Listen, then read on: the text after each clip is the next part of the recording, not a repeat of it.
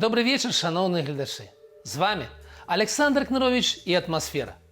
Генеральный прокурор Беларуси вельмі недвухсэнсоўна показаў на вінаватага ў масавай карупцыі ў Беларусі. І хто б гэта мог быць?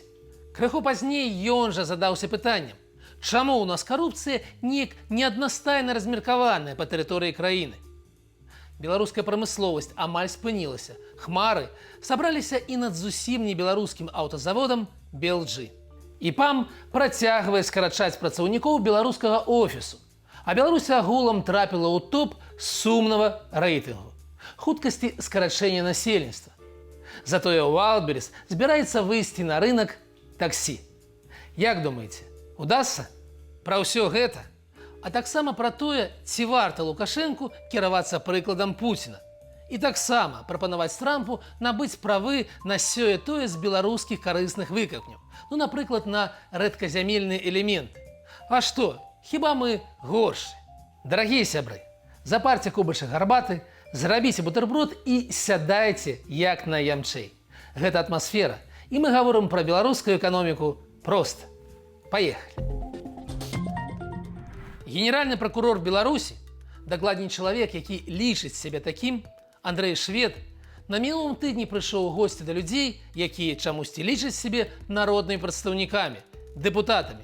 І там пачаў рэзаць праўду в вочы. Давайте послухаем. 2024 запомнился и несколькими громкими коррупционными делами. Особо, в кавычках, отличились замминистра энергетики, гендиректор Нафтана или первый заместитель начальника Белорусской железной дороги. Помните, когда взяток набрал, но не тратил, хотя прикарманил более 3 миллионов долларов? Если брать сферу промышленности, «Атлант» – наш флагман. Он был втянут в коррупционные схемы на протяжении нескольких лет, и из-за этих коррупционных схем практически предприятие было обанкрочено. Что касается причин, отмечу системные из них. Это первое – подбор и расстановка кадров. Задумайтесь, у чый агарод ён кінуў гэты канкрэтны такі камень. Вось гэтае сур'ёзнае абвінавачанне. Андрэй, хто ў нас зацвярджае на пасадзе кіраўнікоў Міністэрства энергетыкі, аб'яднання «Нафтан», беларускай чыгункі і таго самага аб'яднання «Атлант», якое ледзь не давялі да банкрутства? Хто? Хто ж гэты чалавек? Прапаноўваю, і думаю, вы мяне падтрымаеце, пажадаць поспехаў таварышу Шведу на ягоным нялёгкім антыкарупцыйным шляху. Вельмі смелы чалавек. Мы яшчэ да яго вернемся, а пакуль іншыя навіны. Рэдказямельныя элементы або рэдказямельныя металы. Гэтыя словазлучэнні не пакідаюць навіну медыа ўсяго свету ўжо некалькі тыдняў. Згадаем, спачатку прэзідэнт Трамп, як сапраўдны гангстер, ва ультыматыўнай форме запатрабаваў ад Украіны прызнаць абавязальніцтва на 500 мільярдаў долараў за ваенную дапамогу. А потым прапанаваў падпісаць кабальную дамову, паводле якой ледзь не ўся эканоміка Украіны пераходзіць пад ягонае вонкавае кіраванне. Пакуль сышліся толькі на пагадненні аб супольным распрацоўванні рэдказямельных элементаў. Давайте паспрабуем разабрацца, колькі ж сапраўды вінаватая Украіна і што гэта за вельмі важныя і патрэбныя элементы, што нават Пуцін, узгадайце, яшчэ 3 гады таму ён сцвярджаў, што Захад хоча захапіць рэсурсы Расіі, а сёння бяжыць наперадзе Зеленскага, прапаноўваючы аналагічнае пагадненне аб распрацоўванні рэсурсаў. Дык можа і Лукашэнку мы хутка пабачым у гэтай чарзе з улікам вядомага ўсім сяброўства. Давайте разбірацца. Спачатку аб ваенных даўгах. Ніякіх 500 мільярдаў, вядома, не існуе. Калі б нехта даў Зеленскаму 500 мільярдаў, то, магчыма, ЗСУ ўжо стаялі б пад сценамі Крэмля. Але не, па кропельцы цыркалі. І агульныя выдаткі Украіны на вайну цяпер ацэньваюцца на 320 мільярдаў, з якіх великую частку выдаткаў панесла сама Украіна. На другім месцы падтрыманне з боку краінаў Еўропы і толькі трэцяе ЗША. Ці трэба гэтыя грошы вяртаць? Залежыць ад умоваў, на якіх яны выдаткоўваліся. Збольшага гэта гранты, бязвыплатная дапамога на барацьбу з агрэсарам. Я б хацеў, паважаныя гледачы, нагадаць вам пра ленд-ліз часу Другой сусветнай. Тады ўрад ЗША, каб абысці абмежаванне з боку Кангрэсу, пастанавіў выдаць саюзнікам Вялікай Брытаніі і Савецкаму Саюзу як бы невыкарыстоўваны рэсурсы. У доўг – зброя, аўтамабілі, сыравіна. Умова была такая: пасля перамогі трэба было вярнуць тое, што засталося, або аплаціць. У выніку Савецкі Саюз атрымаў дапамогу памерам каля 200 мільярдаў долараў паводле сённяшніх коштаў. ЗША патрабавалі аплаціць хаця б цывільныя пастаўкі. Да пагаднення аб суме і парадку прыйшлі ўжо ў 1972 годзе і аплацілі канчаткова ўжо ў 21 стагоддзі, літаральна некалькі адсоткаў. Чаму не было істотных прэтэнзіяў? Бо мы разам перамагалі Гітлера. З іншага боку, пасля Першай сусветнай вайны на Нямецчыну, як ініцыятара, былі накладзены рэпарацыі памерам 100 тысяч тоннаў золата. На сённяшнія грошы гэта 9 трыльёнаў долараў, або двухгадовы ВУП Нямецчыны. Да чаго прывялі такія патрабаванні? Да вельмі складанага эканамічнага стану ў Нямецчыне 20-х і на фоне эканамічных праблемаў прыходу Гітлера да ўлады. Ці трэба казаць, колькі каштавала Другая сусветная вайна? Трамп паводзіць сябе не як лідар магутнай дзяржавы, а як дробны гандляр. Камерсант, які хоча ўхапіць ілюзію прыбытку зараз жа, зусім не думаючы пра будучыню кагосьці, акрамя сябе. Ну а што ж з рэдказямельнымі элементамі? Рэдкасць гэтых элементаў палягае ў рассеянасці і адсутнасці багатых радовішч. Гэта група з 17 хімічных элементаў у табліцы Менделеева. І так, яны ёсць і ў Беларусі. Праўда, не ў такіх аб'ёмах, каб можна было казаць аб прамысловай здабычы. Ці кагосьці з дэмагогаў, фантазёраў гэта калісьці спыняла? Памятаеце, у нас абавязкова павінна была і рвануць газам. Сусветная статыстыка выдае такія лічбы, што паўстаюць пытанні аб адэкватнасці Трампа і як прадпрымальніка. Згодна з рознымі звесткамі, цяпер увесь рынак свету складае ад 5 да 7 мільярдаў долараў. І амаль 70% кантралюе Кітай. Ёсць прагноз росту за 5 гадоў да 10 мільярдаў. І толькі. Гэта значыць, нават калі падарыць Трампу ўсе радовішчы рэдказямельных элементаў Украіны і дадаць яшчэ Беларусі у камплекце, то зарабіць нешта істотнае з улікам наяўнасці Кітаю наўрад ці ўдасся. І гэтыя элементы не ляжаць на паверхні зямлі. Не, іх жа трэба неяк здабыць, даставіць да пакупніка.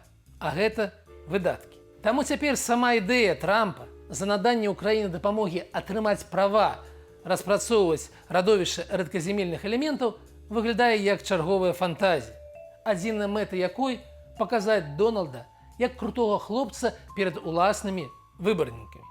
Маўляў, Байден быў дрэнны, ён вашыя грошы марнаваў, а я, глядзіце, які моцны гаспадарнік. Ну а што ж Беларусь? Адзіны каштоўны актыў – гэта, вядома, калій. Выручка белкалію пара мільярдаў долараў за год, і гэта важна для бюджэту. І ўявіць, што Лукашенка чамусьці захоча так сябраваць з амерыканцамі, што наважыцца на яго продаж, немагчыма. Прынамсі, папярэднія спробы дружалюбных расейцаў да поспеху не прывялі. Хоць, можа быць, срэбра ці беларускае золата разляталася па дварах і дрыжэла ад холаду, напалоханае дажджом беларускае золата. Пакуль не знайшлі, але ліха яго ведае. Вернемся да навінаў. Беларусь аказалася на 7-м месцы па скарачэнні насельніцтва ў свеце. Ва ўсім свеце. І калі агледзецца і прыбраць з рэйтынгу Украіну, што ваюе, а таксама малыя дзяржавы кшталту Сан-Марына, Тувалу ці Косава, то горш за нас справы толькі ў Грэцыі. І сярод больш-менш заўважных памераў дзяржаваў, якія не ў стане вайны, мы другія паводле хуткасці змяншэння насельніцтва. Віншую. Прамысловасць спыніла рост. Гэта адзначылі ў цалкам лаяльным беларускаму рэжыму Еўразійскім банку развіцця і назвалі дзве прычыны – загрузка магутнасцяў і недахоп працоўных рук. Гэта значыць, Прамысловасць дасягнула мяжы сваіх магчымасцяў у дадзеных умовах. І з нашым гонарам. У завода Белжы неяк не вельмі задалося ў 25-м. Калі апошнія 2 гады завод аб'ектыўна ставіў рэкорд за рэкордам, то ў студзені ён прайграў і рынак Беларусі, канкуруючы з ладай, і на рынку Расіі была прададзена толькі 1800 аўтамабіляў пад маркай Белжы. Галаўная ж кампанія Джылі страціла адразу 30%, і сярод топавых мадэляў прадукцыі зборкі Белжы не назіраецца. Гэта яшчэ не звон, але ўжо трывожны званочак. Затое Wildberries парадаваў беларусаў планамі запуску уласнага аператара таксі. Мне здаецца, гэта добрая навіна. Павелічэнне канкурэнцыі заўсёды працуе на спажыўца. І вось ІПАМ скарачае колькасць працаўнікоў у Беларусі. Пра гэта казалі кіраўнік ІПАМ Аркадь Добкін і фінансавы дырэктар Джейсон Петерсон падчас тэлефоннай канферэнцыі з акцыянерамі. У цэлым колькасць працаўнікоў кампаніі расце, як расце і выручка. Кампанія захоўвае асцярожны аптымізм усюды, акрамя Беларусі. 3500 працаўнікоў. Шмат гэта ці мала? Калісьці ў ІПАМ Беларусь працавала амаль 10 000 чалавек. І такое падзенне ў 3 разы адлюстроўвае агульны тренд. З-за рэпрэсіяў і вайны парк высокіх тэхналогіяў страціў траціну работнікаў. Без малога 30 000 асобаў і больш за 40% экспартнай выручкі. Было 3,2 мільярда на год, стала 1,8. Мінус 1,4 мільярда. З чым бы тое параўнаць, каб было зразумела? Гэта як закрыць адразу Атлант і МАЗ. У іх сумарны гадавы экспарт прыблізна такі самы. Вось такія страты. Ну і так, у гэтым месцы наша любімая рубрика «Качанова». Было ў мяне зноў некалькі кандыдатаў у гэтую рубрыку. Спачатку Ірына Бабачонак, чыноўніца ў Міністэрстве эканоміцы, якая заявіла, што працэс перарэгістрацыі ІП у камерцыйнай арганізацыі набірае ход. Ужо ажно 2000 такіх прадпрыемстваў. Праўда, яна чамусьці забыла згадаць, што колькасць ІП за гэты час упала на 40 000. Гэта значыць, у прадпрыемствы пераходзіць толькі кожны 20-ы прадпрымальнік. 19 знікаюць у нябыцці. І гэты працэс, так, набірае ход.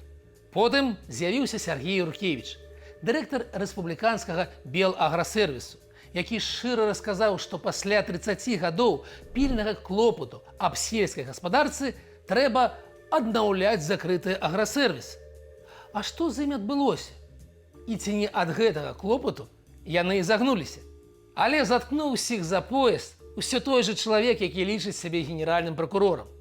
Тут лепш працытаваць.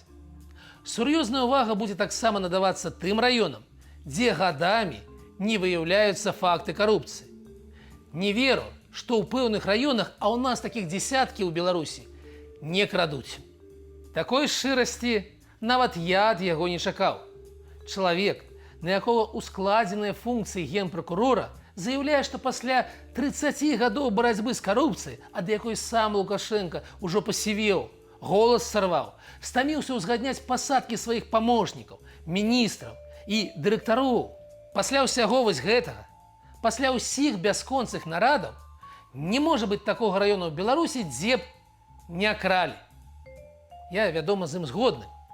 Аднак гэта ж проста выклік сістэме. Брава, Андрэй! Я б хацеў, каб вайна скончылася.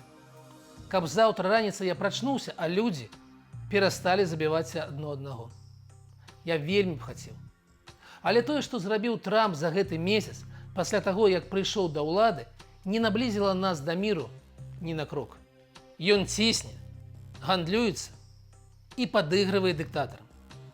Ён паводзіць сябе так, нібыта няма ніякіх правілаў, нормаў, маральных прынцыпаў. Ёсць толькі выгада. У ягоным выпадку асабістая выгада. І нічога больш. Ён падобны на карыкатурнага буржуя з савецкай прапаганды. Нічога святога, ўсё на продаж. Хоць калі зірнуць на ягоную біяграфію, у якой чаго толькі не было. Банкрутства, кінутыя партнёры, казіно ў Лас-Вегасе і конкурсы прыгажосці, што адкрыта аб'ектывізавалі жанчын. Итак, криминальная справа за выплаты порнозорцы, каб тая маўчала. Ну и заклики до штурму Капитолию. Каб поглядеть на ўсё разом, что вы адчуваеце? Ці ёсць чаму дзівіцца? Якое б у нас не было стаўлення да веры, рэлігіі, добро – гэта добро, зло – гэта зло. Моральные нормы, прынцыпы, межы застаюцца для ўсіх. Нават калі ў цябе занадта шмат грошай і цябе чамусьці выбралі прэзідэнтам. Ты такі самы чалавек, як і 8 мільярдаў іншых, і паводзіць сябе мусіш адпаведна. Гэты перыяд трампаўшчыны дорага на ўсім будзе каштаваць. Але і ён скончыцца. Захоўвайце, калі ласка, веру. Такая сёння атмасфера. З вами быў Александр Кнырович і ўбачымся праз тыдзень.